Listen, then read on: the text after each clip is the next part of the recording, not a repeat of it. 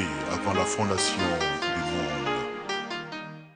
Pour que nous soyons sauvés, il y a beaucoup de défis que Dieu a eu à relever. Eh bien, le Fils de Dieu, lui aussi, comme son Père, a eu à relever des défis concernant sa personne. Des défis au sujet de sa personne. Des défis qui mettent en doute sa personne et son œuvre. Nous allons voir celui qui est l'auteur du premier défi lancé au Fils de Dieu. Nous lisons dans Matthieu au chapitre 4, à partir du verset 1. Alors Jésus fut emmené par l'Esprit dans le désert pour être tenté par le diable. Après avoir jeûné 40 jours et 40 nuits, il eut faim. Le tentateur s'étant approché lui dit, « Si tu es fils de Dieu, ordonne que ces pierres deviennent des pains. » Jésus répondit, « Il est écrit, l'homme ne vivra pas de pain seulement, mais de toute parole qui sort de la bouche de Dieu. » Le diable le transporta dans la ville sainte, le plaça sur le haut du temple et lui dit, « Si tu es fils de Dieu, jette-toi en bas, car il est écrit, il donnera des ordres à ses anges à ton sujet, et ils te porteront sur les mains de peur que ton pied ne heurte contre une pierre. » Jésus lui dit, « Il est aussi écrit, tu ne tenteras point le Seigneur ton Dieu. » Le diable le transporta encore sur une montagne très élevée, lui montra tous les royaumes du monde et leur gloire, et lui dit, « Je te donnerai toutes ces choses si tu te prosternes et m'adores. » Jésus lui dit, « Retire-toi, Satan, car il est écrit, tu adoreras le Seigneur ton Dieu et tu le serviras lui seul. » Ici, nous sommes en présence d'un défi que le diable lance à Jésus-Christ. Et en quoi consiste ce défi? Le tentateur, le diable, s'approche de Jésus et lui dit, « Si tu es fils de Dieu, ordonne que ces pierres deviennent des pains. » Première fois.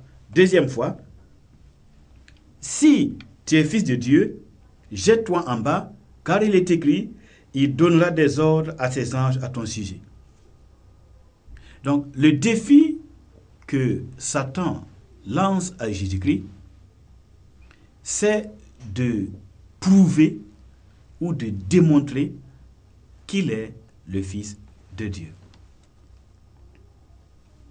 Il faut que Jésus lui démontre à lui, le diable, par des actes concrets, transformer des pierres en pain. Il faut qu'il pose des actes qui prouvent qu'il est le Fils de Dieu. Alors, Jésus devrait-il, à votre avis, devrait-il transformer les pierres en pain pour prouver de cette manière qu'il est vraiment Fils de Dieu? Est-ce en transformant les pierres en pain ou en se jetant? Est-ce de cette manière que Jésus doit prouver qu'il est le Fils de Dieu? D'ailleurs, qui a appris à Satan, qui a dit au diable que Jésus est le Fils de Dieu? Eh bien, le diable le sait, parce que le diable, c'est un esprit. Donc, il est au courant des choses de Dieu depuis le ciel. Il a été auprès de Dieu, donc il a un certain nombre d'informations, d'indices. Et il savait bien que celui qui était devant lui était le Fils de Dieu. Seulement, ce qu'il voulait, c'est que Jésus fasse une démonstration visible sous son impulsion, que Jésus fasse la démonstration qu'il est le Fils de Dieu. La réalité est là, c'est vrai, mais maintenant, le diable dit, il faut le démontrer. Vas-y, fais la démonstration tout de suite. Alors, si Jésus faisait la démonstration, qu'est-ce que le diable aurait gagné dedans? Eh bien, le diable aurait gagné que Jésus, le Fils de Dieu, Jésus avec son rang de Fils de Dieu, qui veut dire égalité avec Dieu, qui veut dire de même nature que Dieu, même nature que Dieu, même rang que Dieu, il aurait gagné que le Fils de Dieu, ayant le rang de Dieu, se mette à agir en obéissant, lui, à ses ordres. Alors, là, ce serait le coup d'état spirituel parfait. Là, le Fils de Dieu, ayant le rang de Dieu, aurait obéi à un être qui lui est inférieur, en particulier le diable. Alors, mesdames, messieurs, voyons-nous la vérité selon laquelle Jésus est le Fils de Dieu. Cette vérité est de la plus haute importance. Et le premier défi de Satan, la manière dont il attaque la vérité pour détruire la vérité, pour annuler la vérité de Dieu, le plan du Dieu vivant, pour nier l'œuvre du Seigneur et sa présence. Eh bien, la clé pour nier ces vérités de Dieu, c'est de nier cette vérité selon laquelle Jésus est le Fils de Dieu. Il faut simplement rejeter cette notion du rang que Jésus a par rapport à celui qu'il appelle son Père. En appelant Dieu son Père, cela signifie qu'il se dit Fils de Dieu. S'il est Fils de Dieu, cela signifie, et les Juifs l'ont compris, les érudits, ceux qui comprenaient le sens des Saintes Écritures, l'ont compris, Fils de Dieu signifie de même nature que Dieu, égal à Dieu. De la même manière, dans le monde d'aujourd'hui, le défi est toujours lancé à ceux qui ont la pensée de Christ, à ceux qui ont cette révélation qui leur vienne de Dieu, une révélation spirituelle, un enseignement, un mystère qui est déposé dans leur cœur, dans leur pensée. Ce mystère déposé dans leur cœur par l'esprit de la révélation, le Saint-Esprit de Dieu qui révèle à ceux qui sont fils de Dieu, à ceux qui sont enfants de Dieu, à ceux qui ont l'amour de la vérité. L'Esprit de Dieu leur révèle ce mystère que Jésus est le Fils de Dieu. En s'attaquant à cette vérité, le diable s'attaque à la vérité centrale, principale, cardinale. En empêchant un homme et une femme de comprendre et de croire que Jésus est le Fils de Dieu, le diable lui enlève tout simplement la clé du royaume de Dieu. Le diable lui ferme tout accès à la compréhension du royaume et du mystère de Dieu. Tout homme qui ne comprend pas, qui n'a pas compris, qui n'accepte pas le rang de Jésus, la nature de Jésus, la position de Jésus, sa filiation par rapport au Père, eh bien, cette personne est incapable de recevoir la justice de Dieu.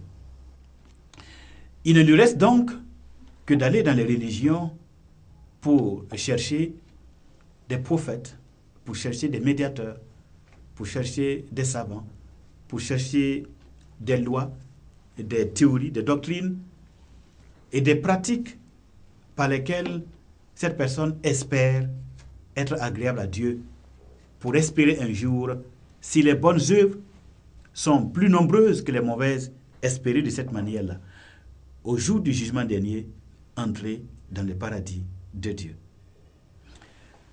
Si nous n'avons pas la révélation du rang qu'occupe Jésus, dont le nom signifie Yeshua, Yahvé sauve. Le nom, c'est le nom de Yahvé, le Dieu Yahvé, le Dieu de la Bible, le Dieu, l'Éternel, celui qui existe par lui-même. Il porte Jésus, Yeshua, c'est directement le nom de Yahvé, le nom de l'Éternel.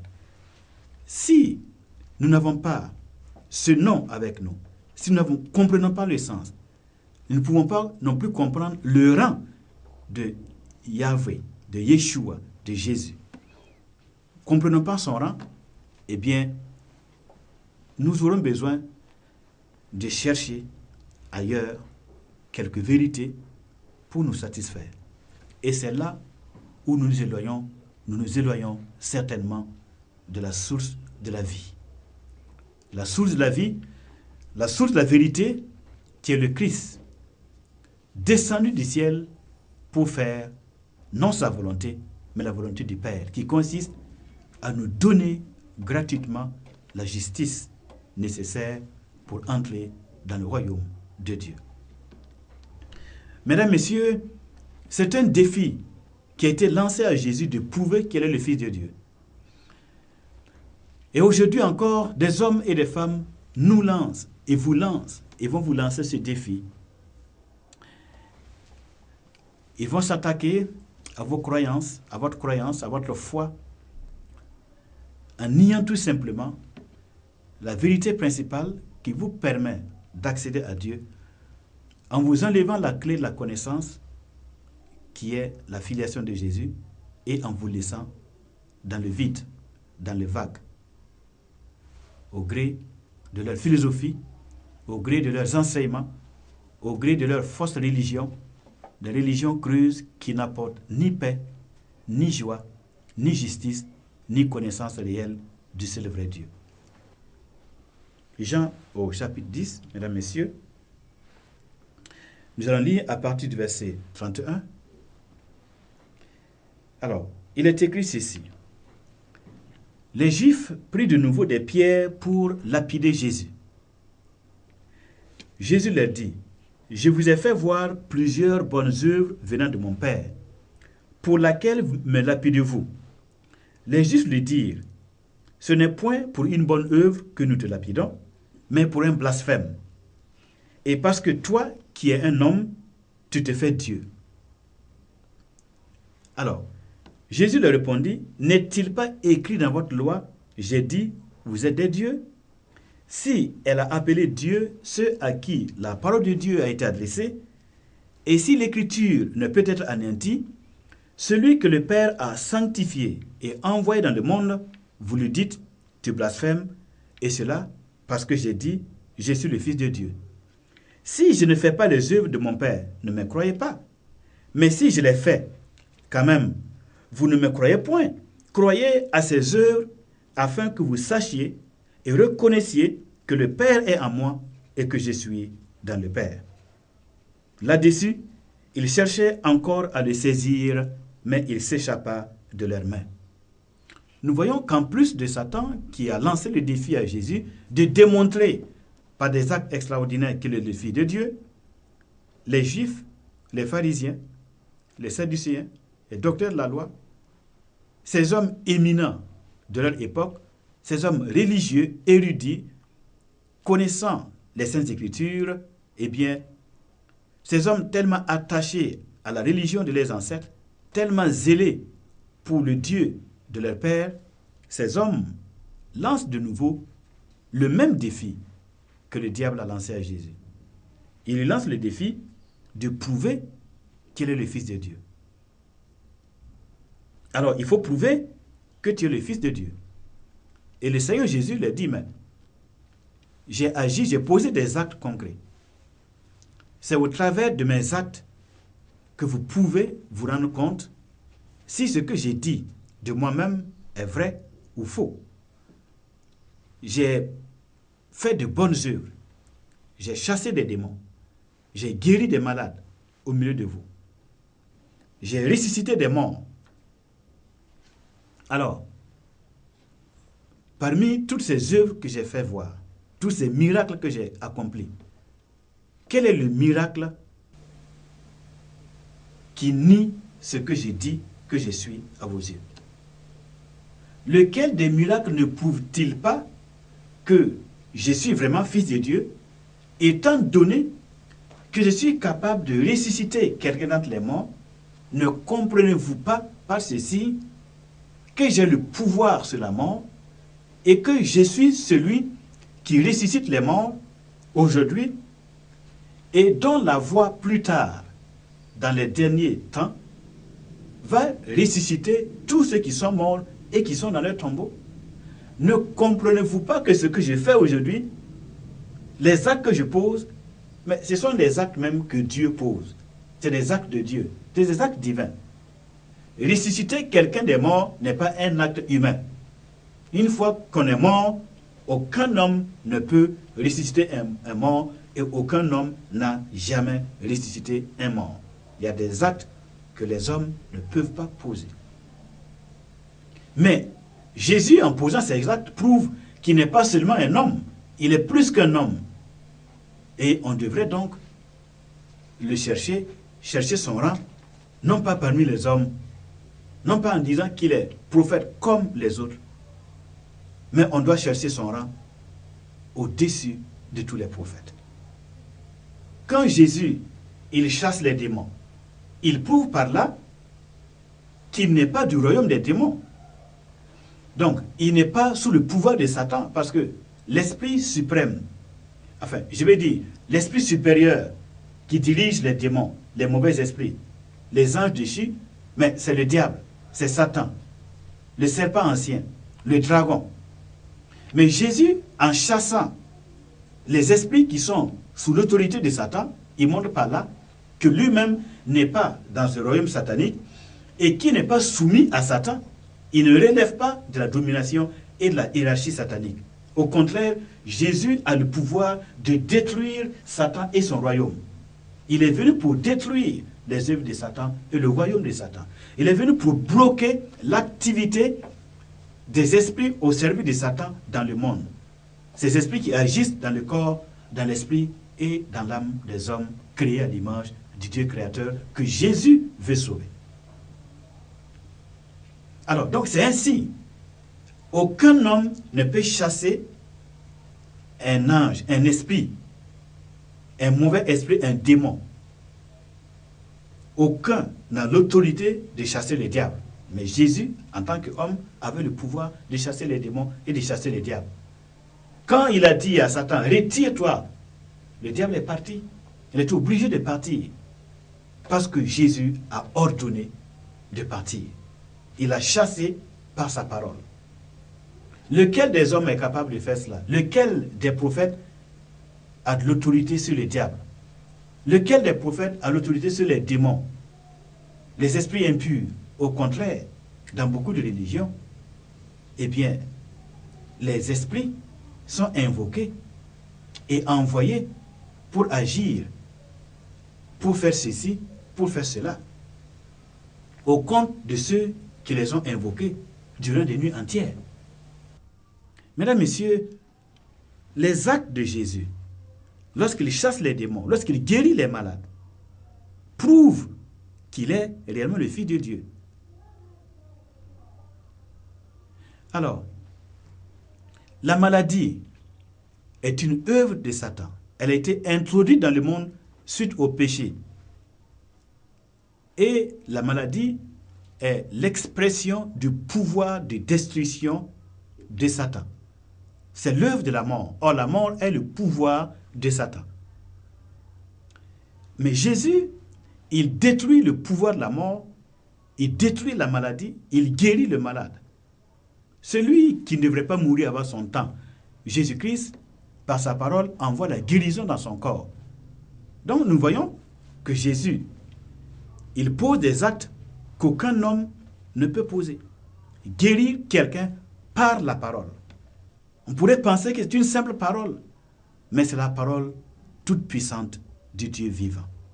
Il ordonne et par sa parole, les malades sont guéris. Et encore aujourd'hui, des hommes et des femmes sont guéris au nom de Jésus, suite à la prière faite au nom de Jésus. Le même Jésus qui guérissait les malades, il donne encore l'autorité aujourd'hui à des hommes et à des femmes qui sont ses serviteurs de guérir d'autres personnes qui sont malades en son nom. et de chasser les démons en son nom. Des hommes et des femmes qui sont oppressés par le diable. Des hommes et des femmes qui n'arrivent plus à contrôler leurs pensées et qui sont dans la détresse. Des hommes et des femmes qui, dans la nuit, ils sont dans des cauchemars, dans des rêves mauvais. Ils sont poursuivis par des esprits. Ils se réveillent en sursaut. Des hommes et des femmes qui sont oppressés par le monde des ténèbres, mais au nom de Jésus-Christ. Ces hommes et ces femmes, ils sont libérés dans la prière, par la prière faite au nom de Jésus. Mesdames, Messieurs, de tout le temps, comme les Juifs, comme le diable, le défi est lancé à Jésus de prouver qu'il est le Fils de Dieu. Mais ce sont les œuvres du Seigneur Jésus, ce qu'il fait, ces actes, qui sont des actes que l'on peut classer au rang d'actes divins. Ce sont ces actes-là qui prouvent qui il est. Et encore aujourd'hui, Jésus sauve, Jésus pardonne, Jésus guérit, Jésus ressuscite les morts, Jésus chasse les démons, Jésus guérit les fous, Jésus guérit toutes sortes de maladies, Jésus guérit les cancers, il guérit le sida, il guérit toutes sortes de maladies. Et ses œuvres et ses actes prouvent qu'il est ce qu'il a dit qu'il est. Cela prouve qu'il est ce que les Saintes Écritures disent qu'il est. Et cela prouve ce que nous confessons, c'est la base des Saintes Écritures qu'il est. Il est vraiment le Fils de Dieu parce qu'il agit comme Dieu. Il pose des actes divins. Il fait ce que Dieu lui-même ferait pour nous. Nous sauver, nous guérir, nous pardonner, nous délivrer de la puissance et du pouvoir des ténèbres. Être avec nous, nous pardonner nos péchés et nous donner la vie éternelle. Lisons maintenant dans Matthieu au chapitre 27. Matthieu au chapitre 27, à partir du verset 39. Alors, là, dans cette partie des Saintes Écritures, Jésus est crucifié sur la croix. Du reste, ceux qui rejettent cette révélation selon laquelle Jésus est le Fils de Dieu, eh bien, ils rejettent en même temps qu'il soit crucifié. Parce qu'ils ne comprenaient rien au mystère de la crucifixion de Jésus. Cependant, les passants, ceux qui passaient près du lieu où, de l'endroit où Jésus était cloué, les passants l'injuriaient, ils injuriaient Jésus. Et ils secouaient la tête en disant, toi qui détruis le temple là, et qui le rebâtis en 3 jours, sauve-toi toi-même. Si tu es le Fils de Dieu, descends de la croix. Si tu es le Fils de Dieu, descends de la croix. Vous voyez, ici, le défi qui est lancé à Jésus, c'est de démontrer qu'il est le Fils de Dieu en descendant de la croix. Voyez-vous. Les principaux sacrificateurs, avec les scribes et les anciens, se moquaient aussi de lui et disaient, il a sauvé les autres et il ne peut se sauver lui-même. Si les rois d'Israël, qu'il descend de la croix et nous croirons en lui. Il s'est confié en Dieu, non? Que Dieu le délivre. Maintenant, s'il l'aime, car il a dit, je suis le Fils de Dieu. Donc, vous voyez, de tout temps, même les contemporains de Jésus, surtout les hommes religieux, ceux sur qui on pouvait compter pour comprendre la nature des paroles, des actes et de l'œuvre de Jésus, eh bien, ils sont passés à côté. Et ils ont eu la même pensée que le diable, c'est dire à Jésus, démontre-nous en descendant de la croix, démontre-nous que tu es le Fils de Dieu en descendant de ta croix. Donc, dans leur pensée, si Jésus est vraiment le Fils de Dieu, on ne devrait même pas pouvoir le crucifier. Il ne devrait pas arriver à la croix du Calvaire. Il ne devrait pas se trouver là-bas sur le bois. Ce n'est pas possible qu'il soit Fils de Dieu et qu'il soit crucifié sur la croix du Calvaire. Ce n'est pas possible. Et du reste, c'est le raisonnement qu'on nous lance encore aujourd'hui. En nous disant que non, il a été changé à la dernière minute. Quelqu'un d'autre a été mis à la place de Jésus. Et les Juifs croyaient qu'ils ont crucifié Jésus alors que c'est soit son sosie ou bien c'est quelqu'un d'autre qui l'a remplacé. Alors, supposons qu'effectivement, à la dernière minute, Dieu ait remplacé Jésus sur la croix par quelqu'un d'autre. Sur le plan humain, devant la justice humaine, cela s'appelle faux et usage de faux. C'est-à-dire, quand vous vous prenez pour quelqu'un que vous n'êtes pas, ou bien vous falsifiez un document, vous mettez votre nom alors que ce n'est pas le vôtre, eh bien, qu'est-ce que vous faites? Vous faites usage de faux. Vous faites du faux et usage de faux. Et la loi vous condamne. Est-ce que le Dieu créateur, qui doit donner l'exemple aux yeux de toute sa création, lui qui a créé les anges, les esprits, les gloires, les puissances, les pouvoirs, lui qui a créé les hommes, les milliards d'hommes de toute génération, est-ce que, devant ses propres créatures, il va faire preuve de faux et d'usage de faux? Il va tromper sa propre créature.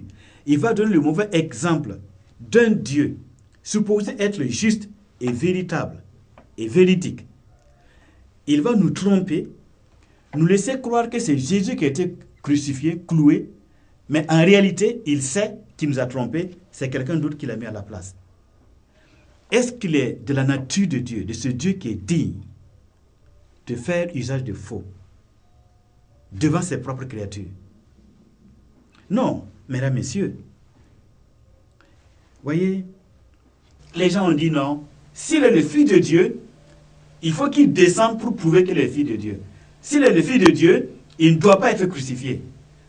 Donc, il y a cette notion que ce n'est pas possible que le Fils de Dieu soit crucifié sur la croix.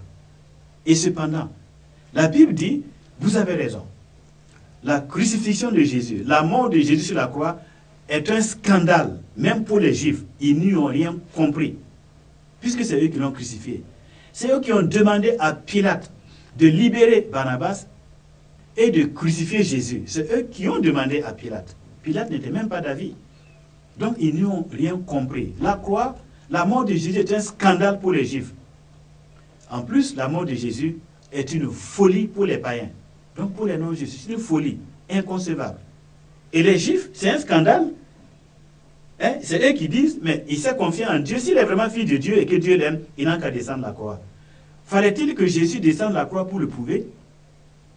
Et d'autres personnes disent, oui, Jésus, eh bien, on l'a remplacé à la dernière minute. Comme il est le Messie, alors c'est impensable que Dieu ait accepté que le Messie soit crucifié. Vous voyez, c'est la même logique qu'ils tiennent. Mesdames, Messieurs, non, la croix, c'est un mystère. La croix, c'est une folie pour les païens. La croix, c'est le symbole de la faiblesse de Jésus. Mais nous verrons que cette croix de Jésus prépare sa gloire éternelle et son règne à venir. Par la croix, Jésus montre par là qu'il est le sauveur parfait.